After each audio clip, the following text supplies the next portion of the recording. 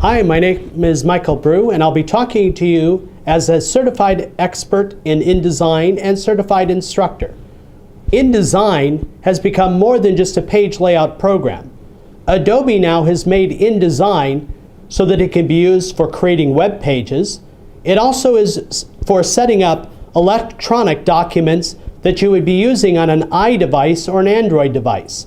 So InDesign is for those people who would like to be able to take their content and either make it for print, make it for web, or make it for electronic documentation. Lesson 1 in Part 1 of InDesign is setting up the InDesign environment. We look at the different elements within InDesign, including panels and the menus.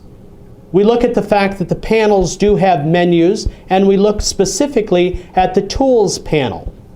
We rearrange our panels, turning them on or turning them off, and build for ourselves a basic workspace inside of InDesign. Lesson 2 of InDesign is preparing your document. Letting InDesign know that you're creating a document, how many pages, how big the pages should be for the document. Also, whether you're going to be using the bleed area and the slug area.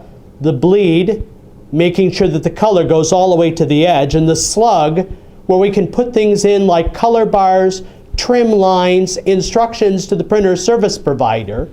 We'll also look at the preferences of InDesign and how behind the scenes in setting up our preset, our document preset, that we make sure that we've got all the elements turned on that we're going to need.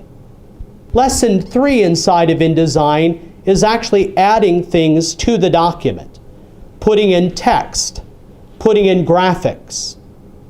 All items are inside of frames. So we look at the direct selection tool, which deals with the frames, and the selection tool, which deals with the objects inside of the frames. We see how that when you put text in and you put graphics in, that if a frame is not present, that it's going to create a frame for you. We also talk about threading frames.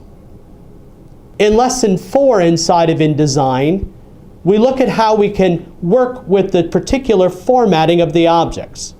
We format characters, we format paragraphs. We also look at how we can format objects. Then we look at how we can take what we've done to the characters, what we've done to the paragraphs, and make them into styles, so that we can make sure that we've got the same look going all the way throughout our document as we go from story to story. Next, we work with the different elements within. You have many objects, and they may be all on the same layer. In order to break the document apart so that you can work with just some objects and not affect other objects, we take the objects and from one layer and put them into multiple layers. We discuss the fact that we have page layers and we have master page layers and the differences between these. Now that we've got everything into layers, we can then go in and we can begin to manipulate the objects themselves. We see how we can move objects in the layer stack, bringing it to the front, sending it to the back, moving it forward and sending it backward.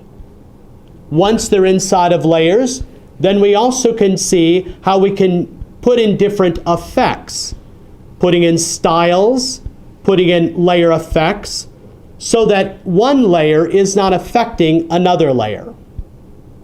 Then we look at the next lesson at tables. We build tables. We then take and stylize those tables. We build table styles, cell styles, and see how you can be in a table style and also create cell styles.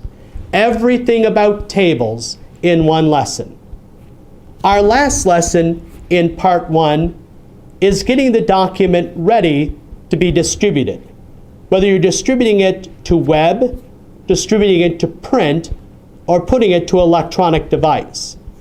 We see how we can export the document out, as an InDesign document, as an EPUB document, as a PDF. My name is Michael Brew, and I've walked you through InDesign Part 1. Inside of InDesign, we've seen how we can put together a basic document. If you have additional questions about InDesign Part 1, contact your account executive or career consultant who would be happy to answer your additional questions. Hope to see you in class.